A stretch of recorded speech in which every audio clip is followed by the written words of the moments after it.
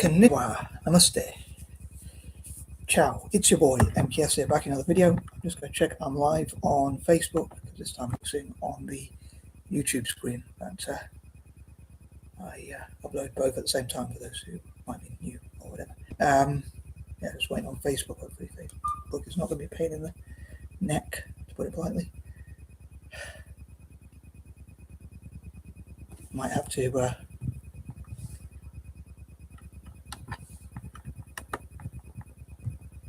Facebook is being a pain, to put it politely, so I'm just going to have to video. I was thinking my metrics point. Sorry guys, I'm having some technical issues with Facebook. This time it's Facebook letting me down. Sometimes it's YouTube and sometimes it's Facebook. At the moment it's Facebook.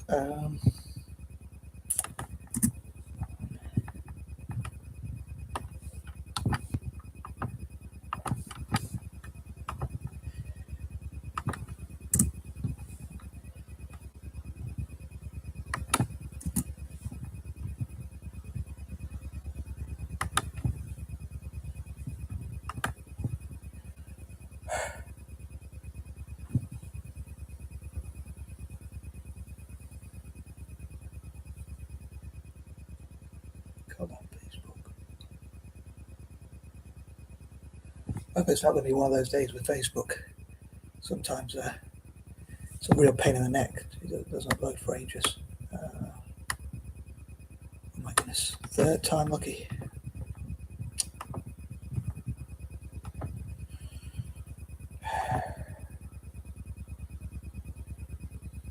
Come on. Sorry about this, guys. Anyone on YouTube watching in the future, I'm having some technical issues here with Facebook, to be honest.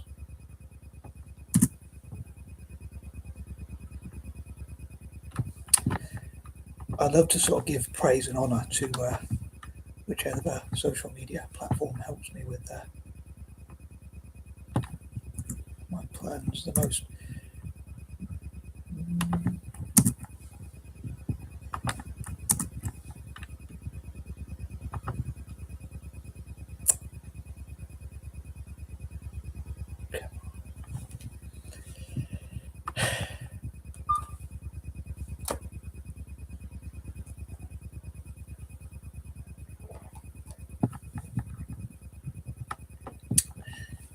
I don't believe this. Finally, and once again, just double check. Konnichiwa, namaste. Sorry guys, I was having some issues with Facebook. And I was just about to say, it's your boy M.K.S here, back in another video, and I'm running really late.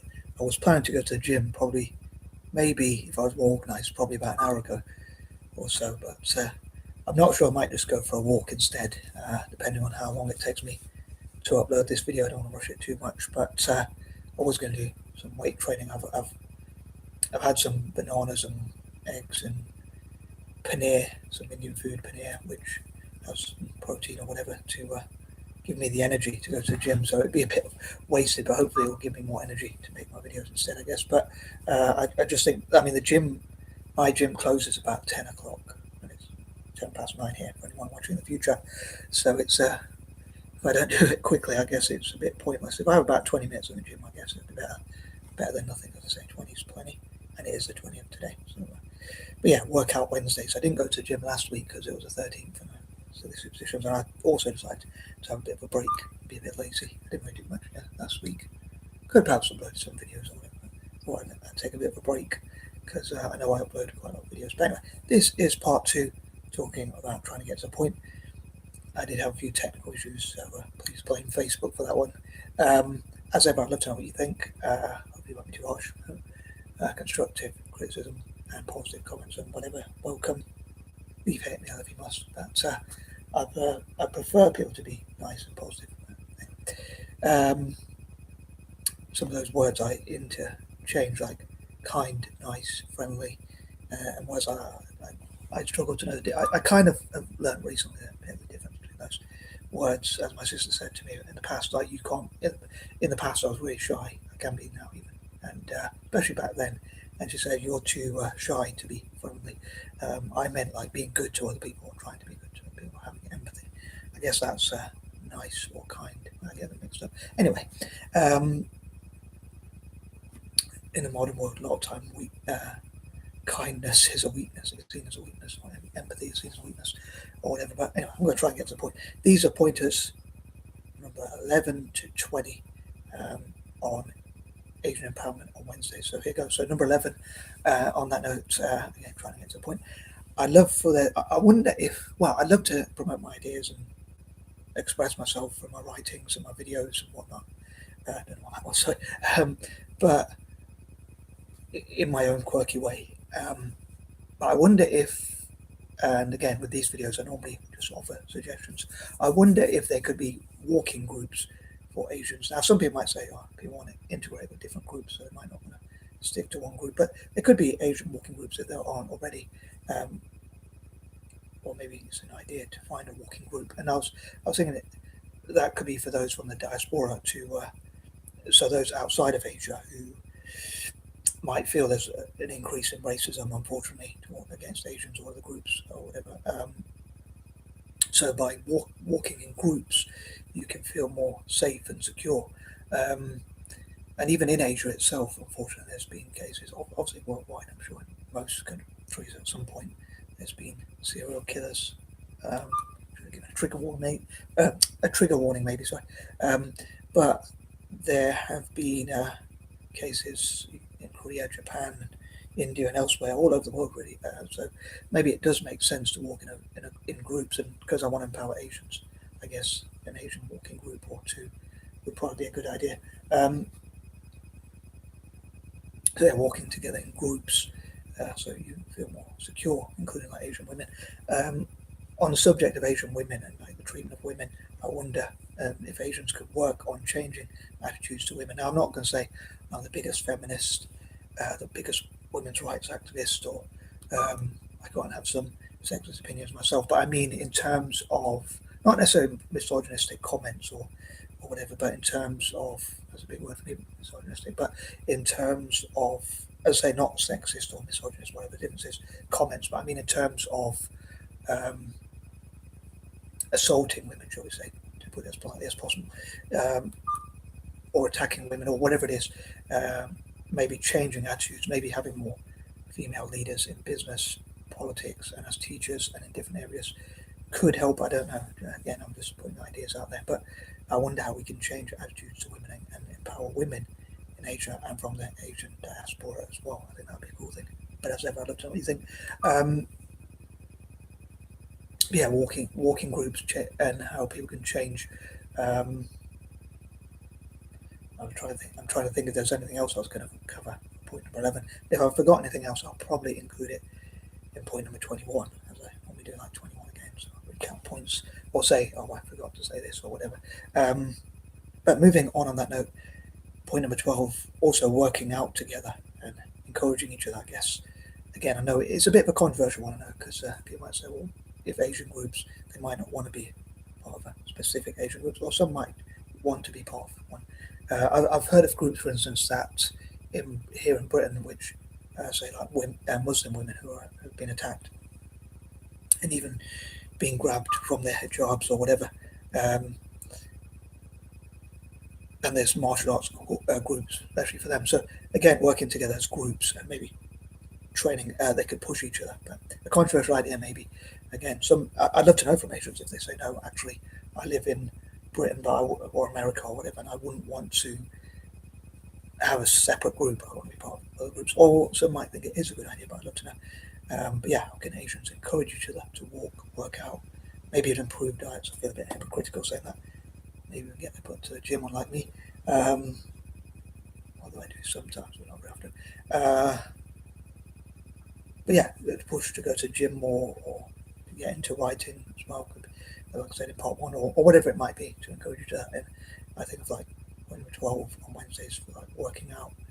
But just like walking groups, which could keep each other safe, to make sure they're in groups, especially like say women, Asian women might want to be protected from potential predators or serial killers or kidnappers or people like that. So as much as possible, hopefully, and I think being on your own makes you more vulnerable. Although I was going to say actually point number 11, that's one thing I forgot, is I love to be on my own sometimes. But sometimes there is being with others actually does help you to perhaps feel safer and maybe be safer. But again, I'd love to know what you think as ever, whether you think I'm being naive, whether you think I've got a point. But yeah, walking groups, working out groups, networking groups. It could be part. Also, I suppose I could have said point number 11, but I could have, should have, would have. I suppose it doesn't make much difference when I say point number 11 or 12 due to my patterns. But yeah, that could open up relationships for other networks. So you walk together and you discuss things together. Some might prefer to walk on their own. Like I say, sometimes I love to be on my own. Sometimes I love to walk on my own. And yeah, sometimes I would love to have my own me time, basically. But at times it feels more secure being with others. But again, I'd love to know what people out there think, especially Asians and those of an Asian background, diaspora, or however you pronounce it. But as ever, all comments are welcome, pretty much, especially positive ones from people of all backgrounds. Anyone's welcome to comment on these videos, either on Facebook or YouTube, or preferably both. In fact, I welcome such. But I hope you'll share these videos, including this one, with people from Asia and those of an Asian diaspora and Asian background, so that they can get involved in the discussions. I thought, as usual, words that begin with W again, hence walking for point number 11 and workouts for point number 12. I normally think of things that inspire and encourage people, so maybe by working together as a group, they can encourage each other to work out. Like on Mondays, I say, like mentors, and kind of role models and whatnot. But in this case, it could be specifically for walking, working out, keeping fit and whatnot. Although that could be for Fitness Fridays. But yeah, sorry, I know I do waffle. On that note, number 13, I talked about, as usual, I love to see how Asians can benefit Italian teams like AC Milan, Roma, and other Italian teams. And also,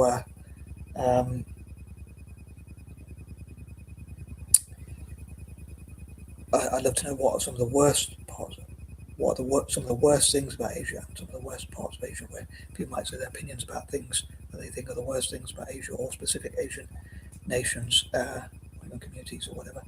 I know that does open up to different opinions. Like a lot on YouTube, or I don't know about TikTok, but on YouTube, like sometimes comments are deleted or blocked or whatever. But I try and leave the comments like always open to different views. I never block comments or delete them or whatever. I mean, even if they are violent, at least I've got evidence. And it's probably worse if someone doesn't tell you they're going to attack them than they do. Maybe, I guess, I don't know.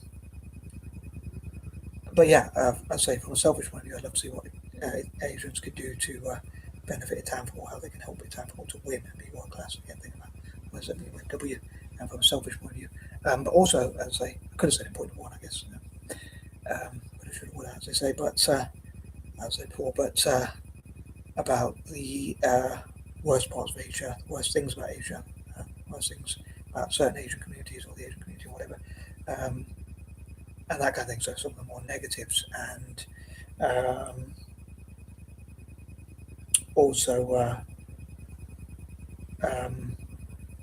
some of the weaknesses within the Asian community, maybe whether that's in football or other sports or whatever it might be, areas where Asians might be weaker, or at least some Asian nations might be weaker at, or whatever, or even Asian generally, as I say.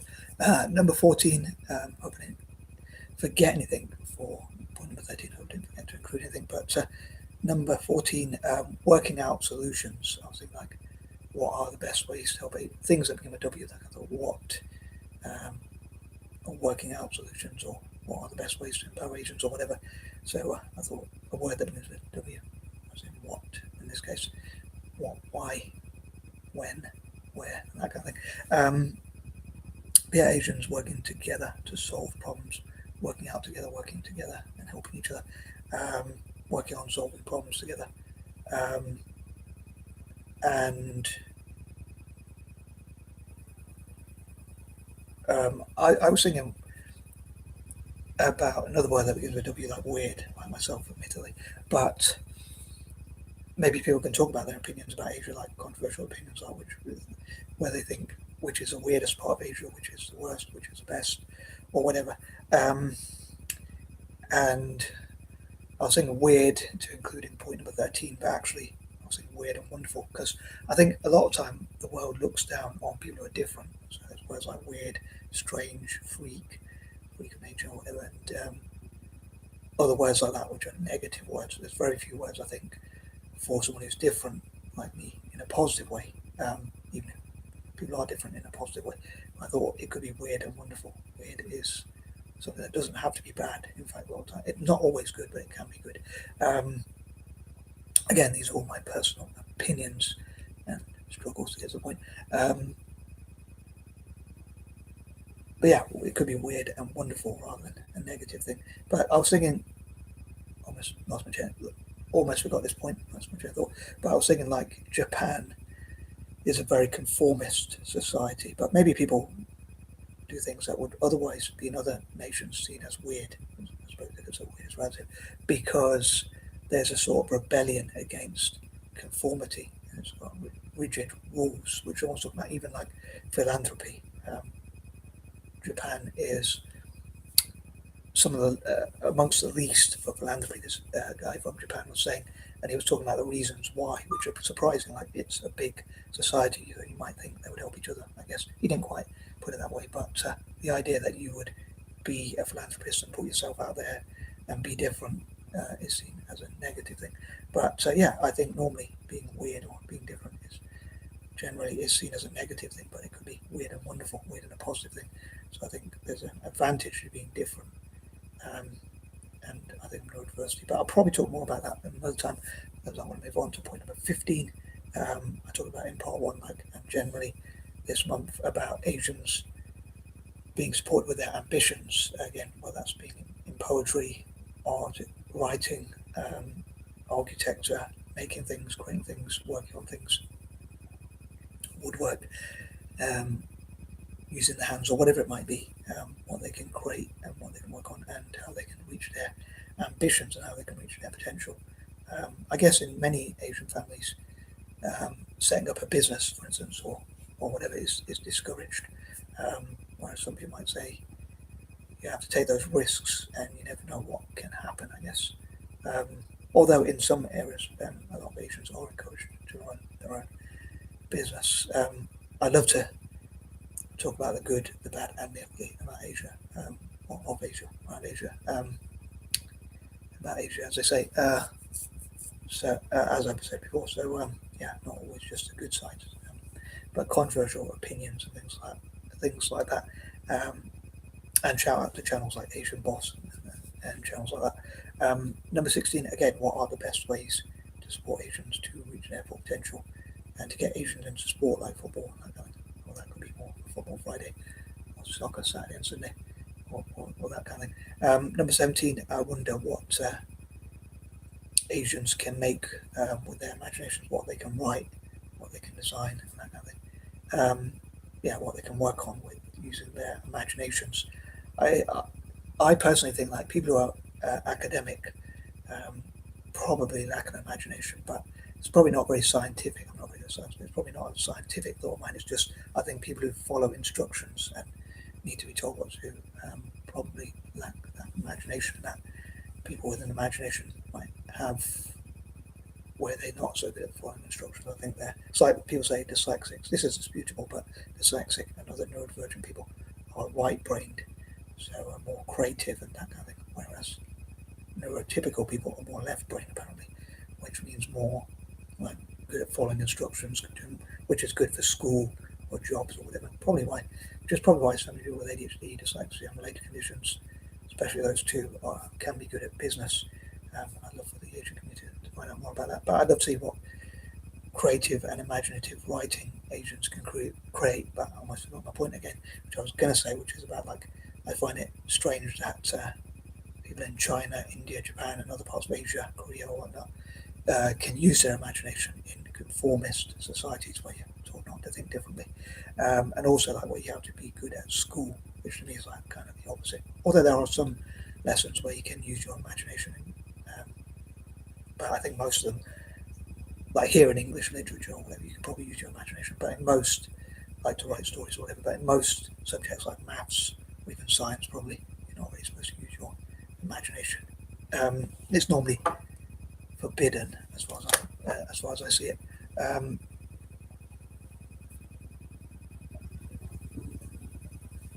So yeah, I find it strange that a nation like Japan, as I say, or other parts of Asia, for some reason I think of Japan as a main example. Probably China just as much, if not more so. Korea, India, and other places like that. People use their imaginations to make movies and games and things like that. And I guess it's a rebellion against a conformist society. But I was thinking that as it's a very conformist society and you have to do well at school, it's strange that there are people who have strange, who have weird. I want to talk about weird subgenres. I don't mean that in a negative way, but um, it can be negative sometimes, but it can also be positive. Again, I think being different can be very bad.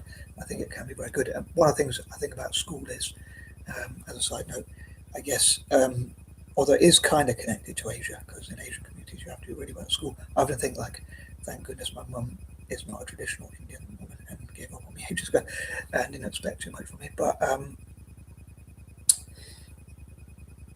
I think school teaches everyone to be the same, but actually, to create something of amazing value, you have to do things differently, which I think neurodivergent conditions are a strength. Even mental illness can be a strength, I think, in a way. It can be a weakness, just like neurodiversity, but it can be a strength in terms of a method to the madness. Number 18, another thing Asians could perhaps work on, especially Asian nations, and again working together, is improving the image of Asia and their views of each other, like writing and saying positive things about each other. Just like I mentioned in part one, and I've kind of briefly touched on before, um, there could be pan-Asian poetry, art, writing, and things like works about pan-Asianism, even made into movies, music, and things like that. But yeah, that's some of my mad ideas.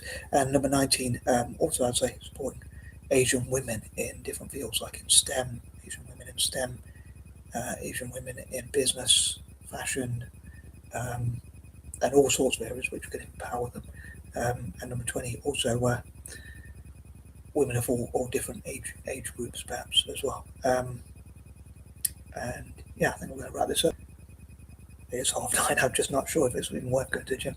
I probably will just go for a short walk instead. But yeah, I always like to go out for at least one walk every day. So I don't like to stay at home. Although it's 9:30, I haven't even left the house yet. So I'm a bit of a hermit in many ways. But on that note, I am out and peace and love.